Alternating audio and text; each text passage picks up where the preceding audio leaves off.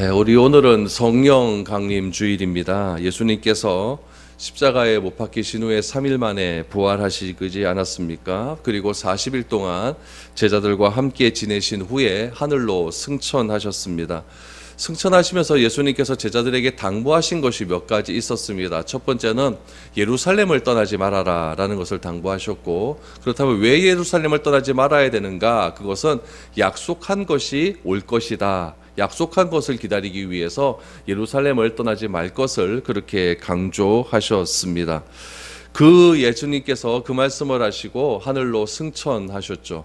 승천하시고 딱 10일 만에 예수님께서 약속하신 그 말씀대로 약속하신 성령이 마가의 다락방에 있는 120명의 성도들에게 임하기 시작을 했습니다. 성령이 제자들에게 임한 이후에 제자들의 삶이 변화되었습니다. 구체적으로 어떤 것들이 변화되었냐면은 그들의 언어가 변화가 되었습니다. 그리고 생각과 행동이 변화가 되었고, 특별히 그들에게 임한 것이 무엇이었냐면은 담대함이었습니다. 이 담대함이 생기게 되자 사람들이 협박하는 말에 두려움이 사라지기 시작을 하였습니다.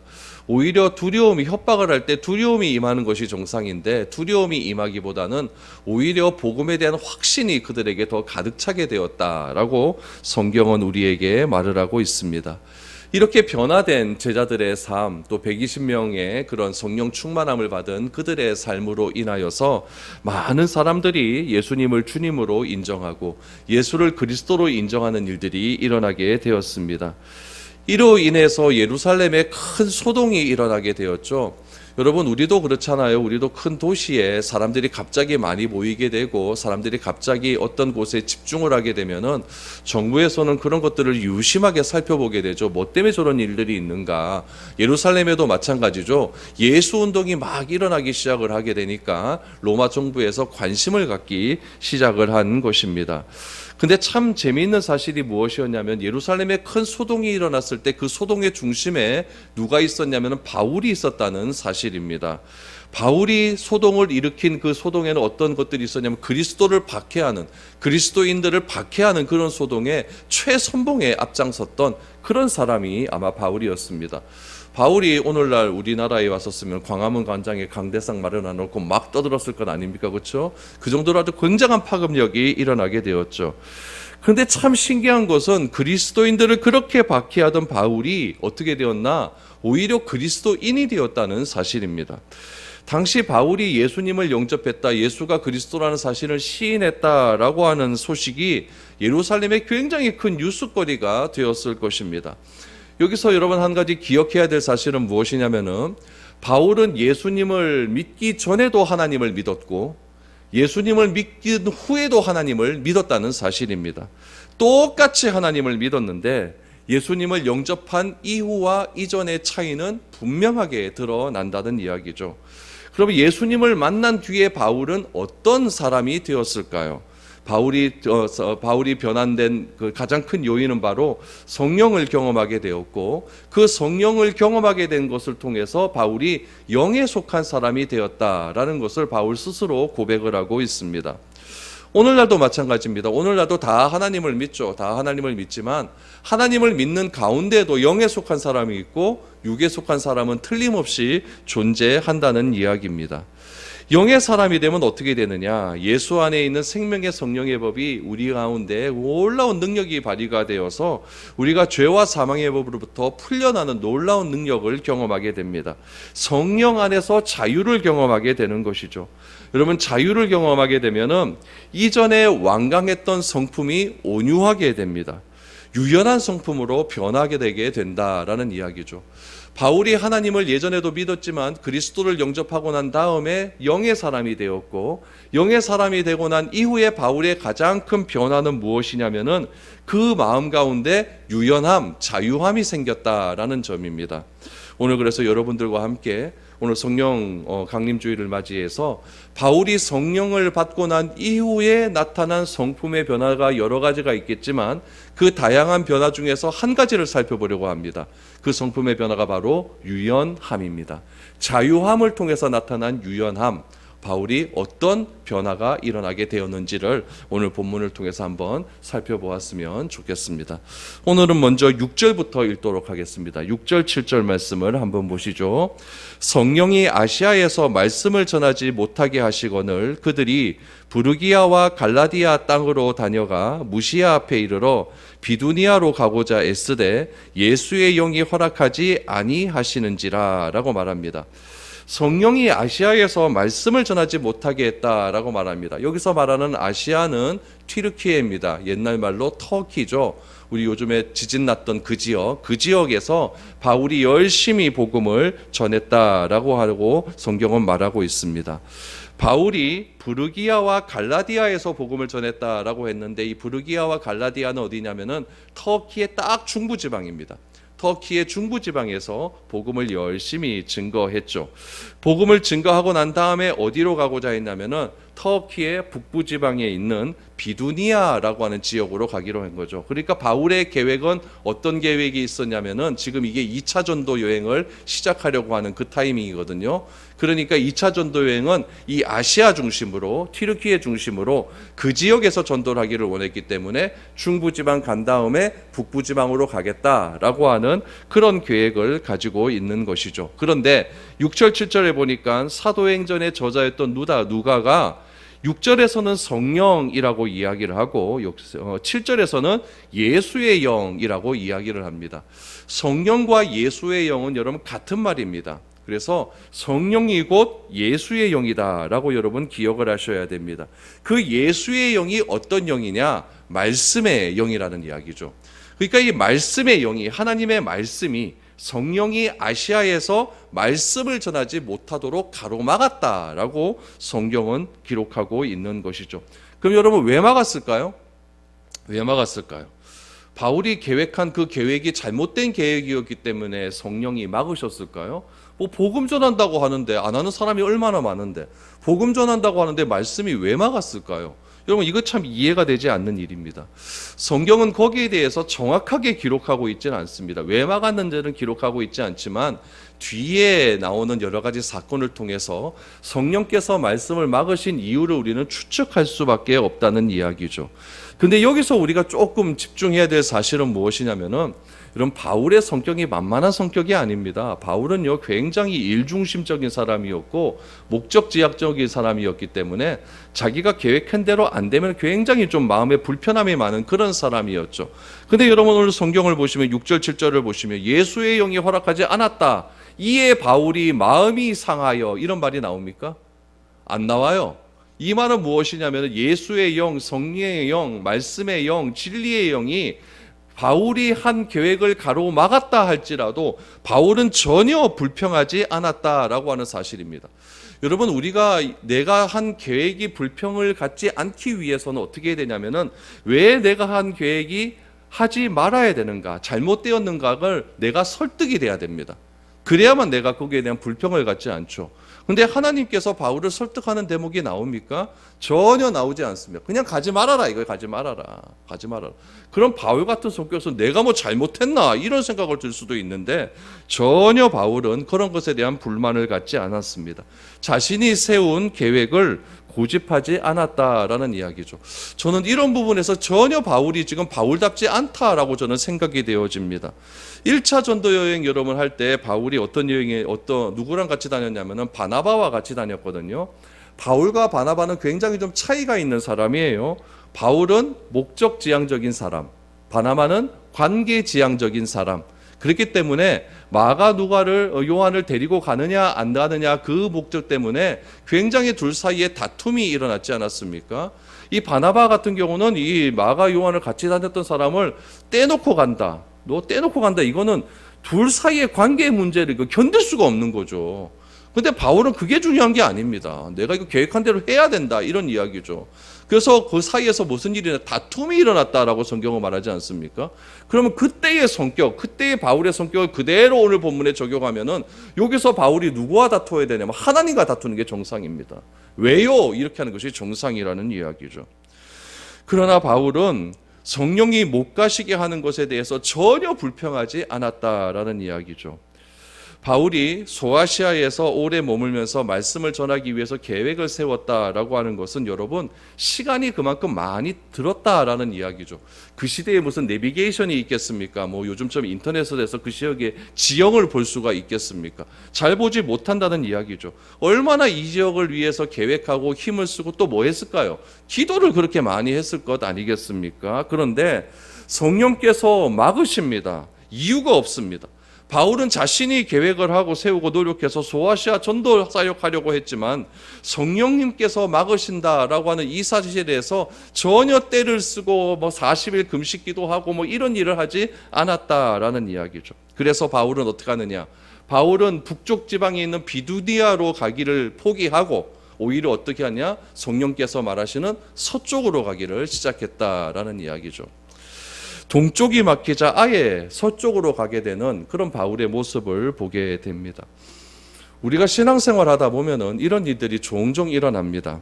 하나님의 일이라고 해서 확신하고 시작한 일이 있는데 그 일이 잘 되지 않을 때가 분명히 있습니다. 내가 열심히 기도하고 기도하는 가운데 내 마음 가운데 확신도 들고 하나님께서 평안한 마음도 주셨고 그래서 내가 이 일을 시작하는데 이 일의 결과가 잘 되지 않는 거예요. 그럴 때 어떤 사람으로 나뉘냐면은 한 부류의 사람은 때를 쓰는 사람이 있습니다. 하나님 이러시면 안 되죠. 막 때를 쓰는 사람이 있고 또 한 부류의 사람은 하나님의 뜻을 묻는 사람도 있습니다. 목적지향적인 사라 바울의 경우를 보면은 바울은 때를 써야 되는 것이 맞습니다. 하나님의 뜻을 기다린다라고 하는 것은 하나님의 관계성 때문에 여러분 관계지향적인 사람이 하나님의 뜻을 기다리면서 잠잠해지는 것이 맞죠.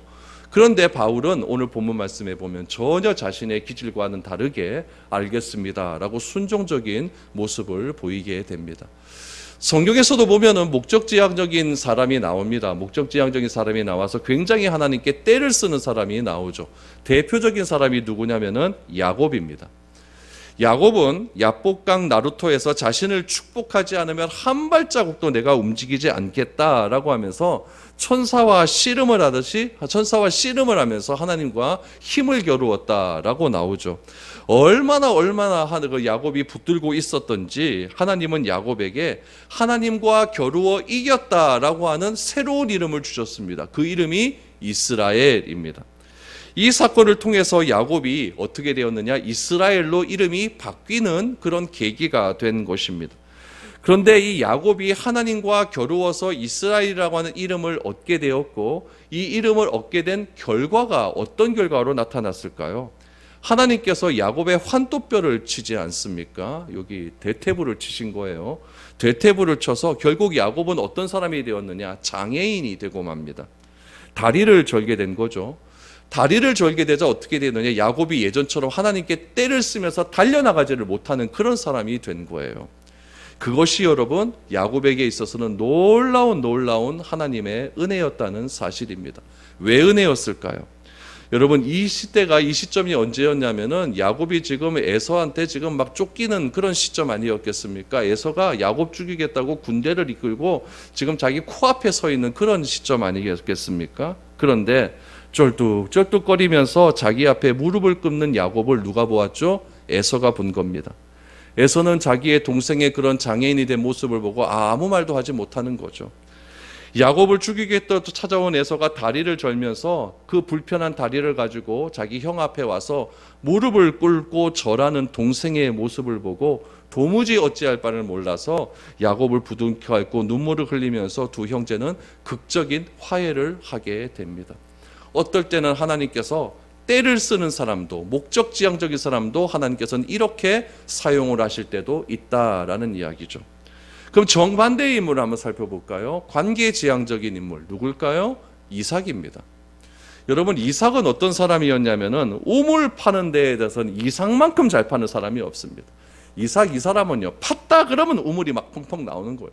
이런 광야에서 우물 파는 거 쉽지 않거든요. 그런데 거의 이삭은요 파기만 하면 물이 나옵니다. 그런데 더 희한한 건 뭐냐면은 우물을 파잖아요. 그 우물 파면 거기서 정착해서 살아야 되는데 꼭 그 동네 사람들이 와가지고 그 우물 내 거야 원래라고 하면서 이삭과 싸우려고 한다는 거죠. 그때 이삭은 어떻게 하면 알았다 너 다 가져라 이렇게 얘기하는 거죠. 다 가져라. 또 옆 동네 가면 또 팠어요. 또 나옵니다. 또 그 동네 사람들이 와서 또 내놓으라 합니다. 그럼 너 다 가져라, 다 가져라 이렇게 얘기를 합니다. 이삭은 그들과 분쟁하기가 싫은 겁니다. 분쟁하지 않고 다른 쪽으로 옮겨가서 계속 우물을 파기 시작하는 거죠. 싸워서 시비를 걸기보다는 차라리 손해를 보는 쪽을 택했다는 이야기죠. 그 결과가 무엇일까요? 이삭은 다른 족속에게 인정을 받게 됩니다. 이삭이 양보하는 모습을 보면서 그 다른 족속들, 이삭에게 우물을 빼앗던 사람들이 뭐라고 이야기를 하냐면은 이삭의 모습을 보면서 하나님이 함께 하시는 줄을 알게 되었다라고 고백을 하는 것이죠. 하나님이 함께 하심을 알았다라고 하면서 그들이 먼저 이삭에게 찾아와서 우리 화평하게 지내자라고 하면서 서약서에 서약하는 모습을 보게 되는 것이죠. 야곱은 여러분 갈등 대면형이에요. 그러니까 갈등하면 부딪히는 형이죠.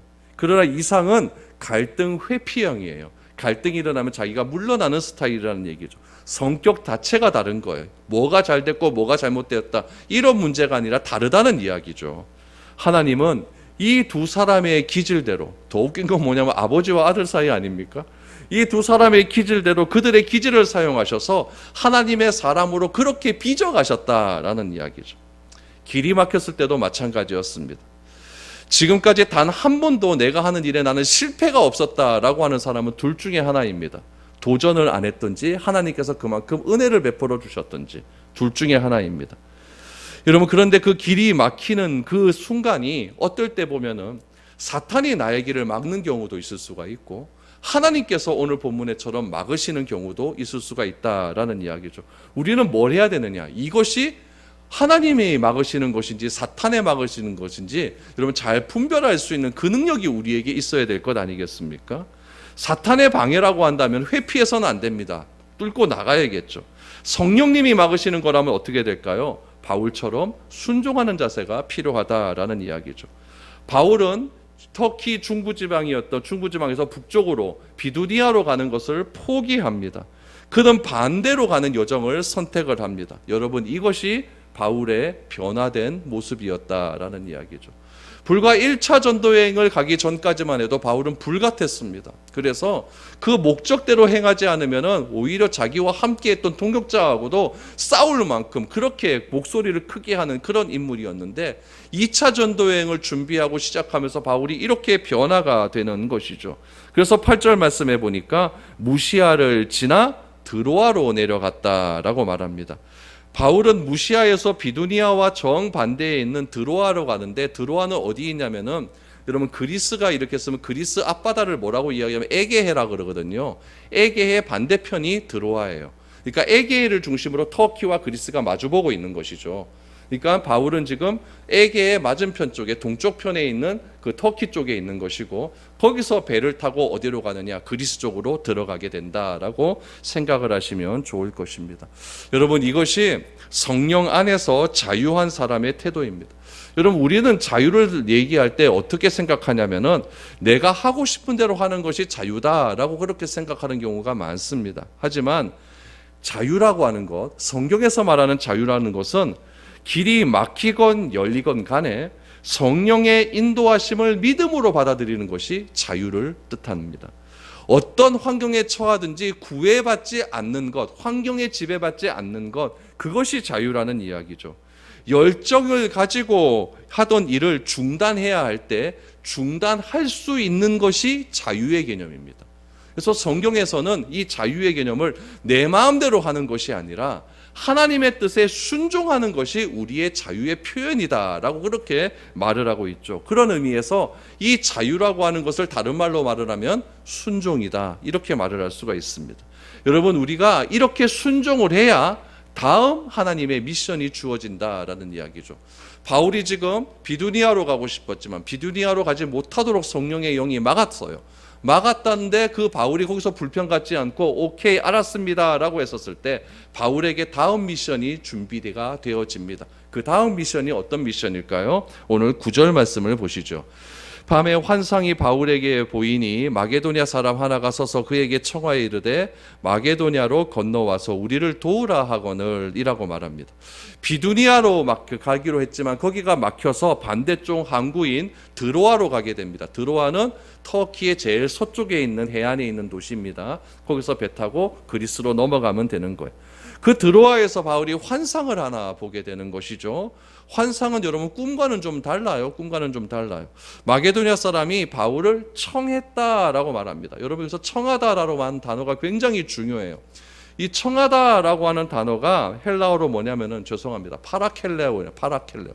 파라켈레오인데 이 파라켈레오에서 파생한 단어가 뭐냐면은 이게 굉장히 중요하기 때문에 그렇습니다.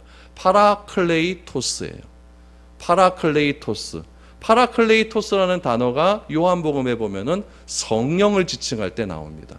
특별히 성령을 지칭할 때 요한복음에서는 보혜사라고 하는 말을 사용하죠. 보혜사라고 하는 말은 우리를 돕는 자라고 하는 거죠. 그러니까 마게도냐 사람 한 사람이 청하는 거예요. 청하는 것을 내가 받아들여야 도와줄 수가 있는 것이죠. 이것이 성령께서 하시는 길이에요. 그러니까 이 누가라고 하는 사람이 이 마게도냐 사람의 말을 기록했었을 때 이런 목적을 가지고 기록을 한 거예요. 청하다라고 해서 파생된 단어 보혜사라고 하는 말을 사용하셔서 보혜사가 우리를 돕는 그런 분이라고 한다면 이 청하는 그 사람의 말에 내가 순종했을 때 내가 보혜사의 역할을 대신할 수가 있다라는 이야기죠.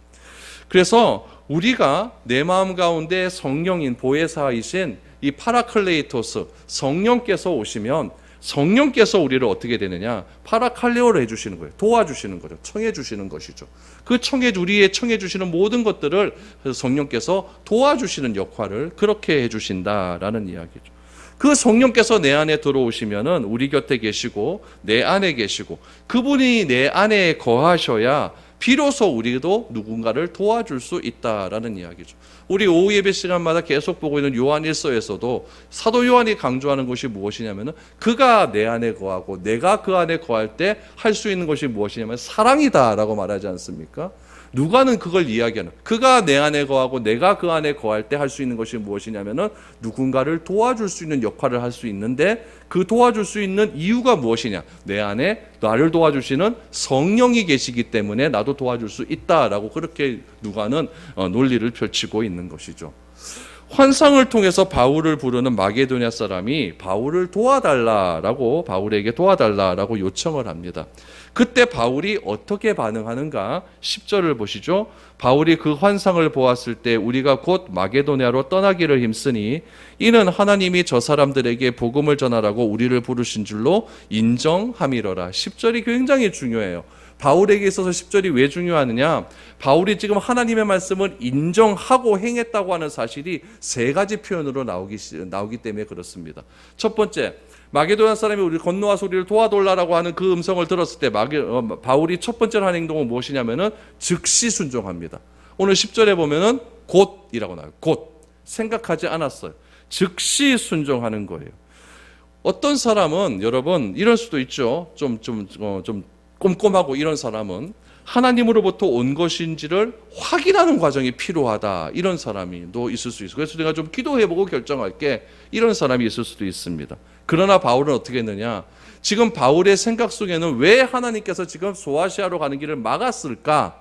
이런 생각이 있었고 그 생각에 바울은 자유했습니다. 순종했어요. 순종하자마자 환상이 온 걸로 보아서 바울은 이것은 분명히 하나님께서 하시는 일이다 라는 것을 깨닫게 되는 거죠. 그래서 생각하지 않은 거예요. 여러분 우리도 마찬가지입니다. 교회에서 무슨 사역을 하고 내가 하나님의 일을 할 때 여러분 생각하는데 그게 하나님의 일이라는 분명히 확신이 있으면은 그냥 하십시오. 그냥 하시면 됩니다. 기도해보고 그럴 필요 없어요. 하나님이라는 확신이 들었는데 또 기도할 게 뭐 있겠습니까? 그거는 내가 안 하겠다는 이야기죠. 그러니까 하나님이 주시는 확신, 미션이라는 말이 생각이 딱 들면은 바로 즉각적으로 하는 것이 필요하다는 이야기죠. 바울은 곧 마게도냐로 떠나기로 힘썼습니다. 두 번째는 무엇이냐? 떠나기로 힘썼다는 이야기예요. 어떤 사람은 하나님의 뜻을 딱 받았어요. 받고 난 다음에 이게 하나님의 뜻이구나라는 것을 인정을 하는 거죠. 그런데 행함으로 옮기지를 않는 사람이 있어요. 바울은 어떻습니까? 곧 떠나기로 힘썼다. 행동으로 옮기는 과정이 필요한 거죠. 하나님의 말씀을 알면 뭐합니까? 행하지를 않는데요. 행하지 않는 신앙은 여러분 믿음은 다 죽은 믿음이라고 그렇게 말하지 않습니까? 바울은 여러분 육의 사람일 때도 정말 열심히 행했습니다. 그리스도인 죽이는데 대빵 아니었습니까? 최고로 앞장섰던 사람 아니었습니까? 그랬던 사람이 영의 사람이 되어서도 곧바로 행동하는 거예요. 이게 바울의 놀라운 능력이라는 이야기죠. 바울은 여러분 길이 막힐 때도 열심히였고 길이 뚫렸을 때도 열심히였어요. 길이 막히고 내 일이 잘 안 돼요. 안 되는 그런 상황 가운데서 내가 뭐 나 좀 이따 하지 뭐 하나님께서 열어주시겠지 뭐 이런 식으로 여러분 소극적으로 행동하지 않았다는 이야기. 곧 즉시로 떠나기로 행했다라고 말을 하고 있습니다. 세 번째는 무엇입니까? 이 모든 행동이 하나님의 뜻이라는 사실을 인정합니다. 10절 제일 마지막 부분을 보면은 인정하였더라, 인정했다. 이게 중요한 것 아니겠습니까? 마게도냐로 가는 목적이 분명하다는 것을 그는 자기 스스로 깨닫게 된 것이죠.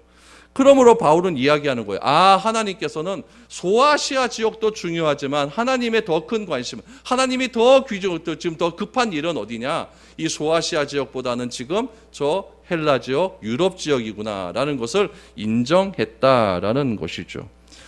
소아시아에서 마게도냐로 인도하시는 하나님의 꿈은 바울이 열방에서 주님을 선포하는 것이었습니다. 바울은 소아시아에서 머물러야겠다라고 생각했지만 하나님은 소아시아보다 더 큰 유럽을 선택하신 거예요. 그럼 여러분, 바울이 때를 써서 하나님을 자기 기도 제목 가운데 끌어당겼습니까? 아니에요. 그게 기도 제목이 아니에요. 기도 응답이 아니에요. 진짜 기도 응답은 뭐냐면은 나는 소아시아로 가기를 원하지만 하나님의 뜻은 유럽으로 가기를 원하는 거예요. 진짜 기도 응답은 내 거 버리고 하나님께 오케이 하는 게 기도 응답입니다.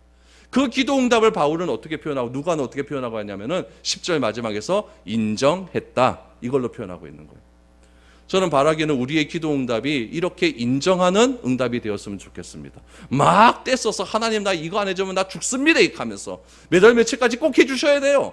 이런 기도보다는, 이런 애들 떼쓰는 듯한 그런 기도보다는 하나님의 뜻이라면 내 뜻 포기하고 하나님께 가겠습니다. 이렇게 인정하는 그런 기도 응답이 훨씬 더 성숙한 그리스도인의 삶의 자세다라는 것을 우리에게 보여주고 있는 것이죠. 그런데 바울이 이처럼 하나님의 그런 놀라운 능력 가운데서 자기의 계획을 다 포기하고 하나님의 뜻에 따라서 이제는 빌립보 지역 유럽으로 넘어가게 됩니다. 그런데 여러분, 하나님의 일을 하다가 이렇게 짜증이 나고 길이 막히고 내 계획대로 잘 안 되었다라고 하는 그런 생각들이 참 많이 들 수도 있는데, 오늘 본문 말씀에 보면 1절부터 5절까지의 말씀이 여러분 15장 41절에서 6절까지 요게 원래 이어지는 거거든요. 근데 그 사이에 지금 1절과 5절이 끼어 있는 거예요. 그럼 누가는 왜 요 디모데에 대한 이야기를 요게 끼워 놨을까? 요거를 우리가 조금 생각을 해 봐야 됩니다. 그것을 어떻게 생각할 수가 있냐면은 바울이 변화되는 과정을 통하여서 우리가 이 디모데의 사건을 바라볼 수 있습니다. 어떤 일이 있었을까요? 우리 1절에서 3절까지 디모데에 대한 이야기를 잠시 보겠습니다. 바울이 더베와 두루스다에도 이름에 거기 디모데라 하는 제자가 있으니 그 어머니는 믿는 유대 여자요 아버지는 헬라인이라. 디모데는 루스드라와 이고니온에 있는 형제들에게 칭찬받는 자니 바울이 그를 데리고 떠나고자 할새 그 지역에 있는 유대인으로 말미암아 그를 데려다가 할례를 행하니 이는 그 사람들이 그의 아버지는 헬라인인 줄 다 알미러라 라고 말합니다. 요 1절에서 4절 더베, 루스드라 뭐 이런 지역은요 1차 전도여행 때 바울이 다녔던 지역이에요. 더베, 루스드라, 이고니온 뭐 이런 지역의 이름이 오늘 등장하지 않습니까? 이 도시에서 칭찬받는 사람이 한 명 있었다라는 거예요. 그 사람이 누구였냐면은 디모데라는 사람이었습니다. 디모데는 바울이 1차 전도 여행 중에서 바울을 만나게 되었어요. 바울을 만나게 되어서 바울의 제자가 되었죠. 뒤에는 바울이 내 아들 디모데야라고 말할 정도로 바울과 굉장히 친밀감이 있었던 그런 관계로 변화되게 됩니다. 디모데는 바울이 루스드라에서 바울이 그 사람들에 의해서 막 돌에 맞아 죽을 뻔한 경우가 있지 않았습니까? 루스드라에서 돌에 맞았는데, 루스드라가 또 디모데의 고향이기도 했고, 거기서 바울이 돌에 맞아 죽을 뻔한 그런 바울을 디모데가 잘 보호해 주었고 간호해 주어서 바울이 다시 살 수 있는 그런 귀한 기회를 제공했던 그런 사람이었죠. 디모데의 어머니는 어떻게 얘기하냐면, 디모데의 어머니는 유대인이었다라고 말을 하고 디모데의 아버지는 헬라인이었다라고 이야기를 합니다. 근데 여기서 1절부터 3절까지의 말씀에서 바울이 좀 이해할 수 없는 행동 하나를 하는 것을 보게 됩니다. 3절 말씀을 보시면은 바울이 그 지역에 있는 유대인들에게 복음을 전하기 위해서 디모데에게 뭘 받으라고 하죠? 할례를 받으라라고 이야기합니다. 여러분, 이것이 굉장히 중요한 부분이에요.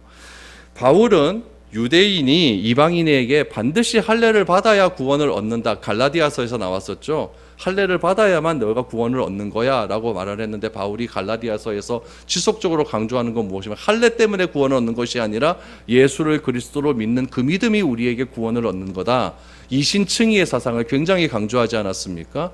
그러니까 할례 안 받아도 된다라고 하는 생각이 바울의 생각이었어요. 근데 오늘 본문 말씀에 보니까 바울은 유대인이 이방인에게 할례를 받아야 된다라고 주장을 했었을 때 굉장히 비판을 했는데, 오히려 유대인들에게 복음을 전하기 위해서 디모데에게 뭘 받으라고 이야기합니까? 할례 받으라고 이야기해요. 할례 받으라고 이야기해요. 할례는 구원과 아무런 상관이 없는데 할례 받으라고 이야기를 합니다. 왜 그랬을까요? 바울이 지금 굉장히 유연한 사람으로 변해가고 있기 때문에 그렇다라는 이야기죠. 여러분, 바울은 무엇을 하건 예수님 중심의 삶을 산 겁니다. 그래서 우리가 여러분 서신서를 가만히 읽다 보면은 바울이 굉장히 사도행전의 경우와는 다르게 성품이 많이 유해졌다는 것을 우리가 보게 됩니다. 바울은 복음을 전해지는데 자신이 장애물이 되어서는 안 된다고 생각을 한 것이죠. 그래서 이것은 여러분 변덕스럽거나 바울이 변질했거나 이런 의미는 아니라는 이야기죠. 나를 드러내지 않고 내가 옳다고 고집하지 않는 바울의 모습을 보이게 되는 거예요. 그래서 바울은 뭐라고 이야기하느냐? 유대인들에게 갈 때는 할례 받아도 되고 헬라인에게 갈 때는 할례 안 받아도 돼, 이렇게 이야기를 합니다. 또 그 제사 드리는 고기의 음식 갖고 또 막 다툼이 일어나지 않았습니까? 그렇다면 바울이 이야기하죠. 그 고기 먹는 것 때문에 상처받는 사람이 있으면 나는 안 먹을게. 근데 상처받는 사람이 없다면 나는 먹을게. 그런데 그것 때문에 자꾸 다툼이 일어나니까 난 고기 안 먹을게, 이렇게 이야기를 합니다. 바울의 기존의 기질 갖고는 상상도 하지 못하는 거죠. 바울은요, 이거 아니면 이거, 이분법적인 사람이에요. 하면 하는 거고 말면 마는 거예요. 우리 주변에도 그런 사람 있죠, 그렇죠? 하면 말면 마는 거지. 여러분, 그거 갖고 이렇게 막 따지지 않게 되는 거예요. 그래서 바울은 이렇게도 되고 저렇게도 되고, 바울이 줏대가 없어진 것이 아니라 그리스도의 복음을 전하는 일이라고 한다면 나 하나 죽는 거 별 중요하지 않다, 나 하나의 자존심 세우는 거 별로 중요하지 않다라고 그렇게 바울이 여겨지기를 시작을 하는 것이죠. 그래서 여러분, 바울이 그렇게 유해지고 바울이 자유하게 되니까 오늘 본문에서 바울이 성령이 아시아에서 너 그만 전도해, 너는 이제 유럽으로 가야 돼, 구체적인 사항도 말하지 않고 막아버리니까, 바울이 예전 같았으면 왜 그렇습니까 하나님, 이렇게 다루었지만은 복음을 전하는 데 있어서는 내가 아시아로 가도 그만, 유럽으로 가도 그만, 어떻게 해서든지 하나님께 복음을 전하기만 된다라고 하는 그런 마음으로 자유했기 때문에 바울이 하나님께 괜히 반항하지 않고 떼뜨지 않고 알겠습니다라고 하면서 서쪽으로 가게 되는 그런 이유를 보게 되는 것이죠.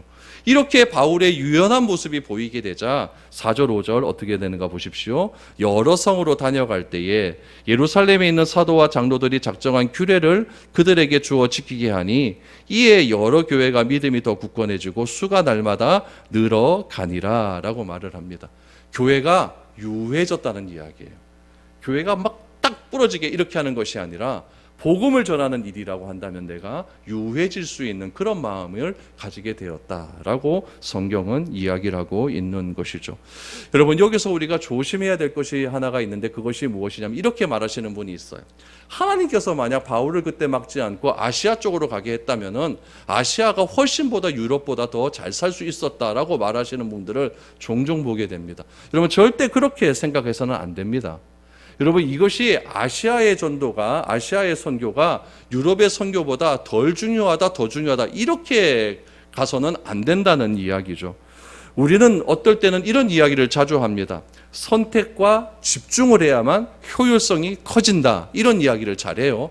막 펼쳐놓고 하는 것보다는 어느 한 가지의 선택을 할 때 훨씬 더 효율성이 높아진다라고 하는 그런 경제학적 논리를 많이 냅니다. 그러나 성령님은요, 때로는 가장 비효율적인 것을 우리에게 선택을 강요할 때도 있다는 이야기예요.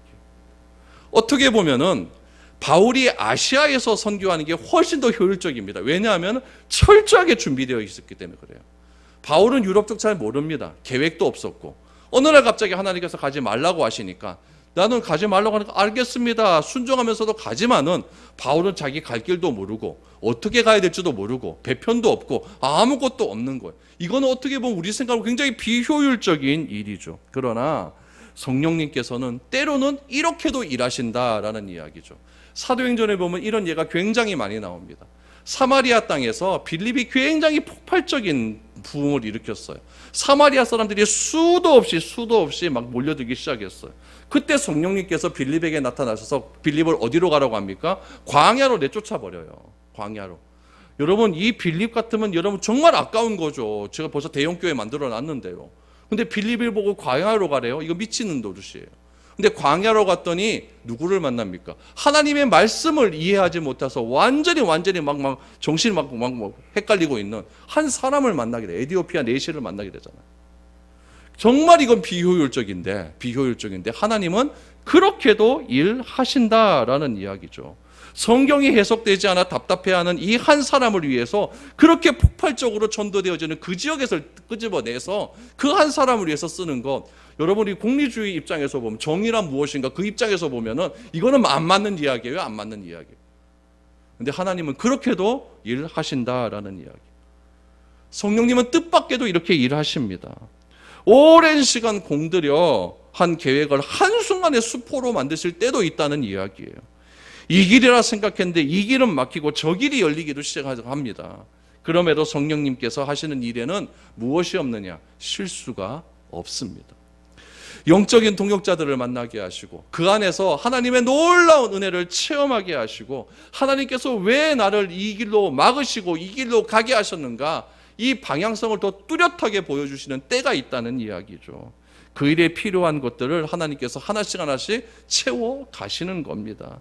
믿음이 없으면 여러분 모든 일은 우연이 있지만 믿음의 눈으로 바라보면 이것은 하나님의 은혜고 하나님의 계획이라는 이야기예요. 그런데 성령님의 계획은 어떻게 봐야 하느냐? 내가 포기해 봐야 하는 거예요. 그래야 성령님의 계획을 알아요. 이게 어려운 거죠. 왜 성령입니까? 24시간 인도하심을 우리가 성령의 인도하심을 받고 계십니까? 내 뜻이 꺾일 때에도 성령님이 더 좋은 길로 인도하고 계심을 믿으면 여러분 감사하시면 됩니다. 그러면 신기하게도 다른 길이 열립니다. 이 문이 닫혔다는 것은 다른 문이 또 열리고 있다는 것을 뜻하는 것이겠죠. 오늘 성령 강림 주일을 맞이하여서 성령님께서는 전혀 내 생각과 다르게 다른 방향으로 인도하실 때도 있다. 그러나 그 인도하심을 내가 믿음으로 받아들일 때에 내가 지금까지 계획한 것을 포기하고 성령님께서 하시는 그 일에 내가 순종할 때에 하나님의 계획을 내가 비로소 체험할 수 있게 된다라는 것을 알게 됩니다. 여러분, 성령님은 우리에게 유연함을 허락해 주셔서 자유함을 주셔서 평안함을 주시는 분입니다. 이번 한 주 이런 유연함을 한번 체험해 볼 수 있기를 바랍니다. 그래서 하나님이 주시는 참된 평화의 복이 여러분 삶들 가운데 넘쳐날 수 있는 그런 귀한 한 주가 될 수 있기를 축복드립니다.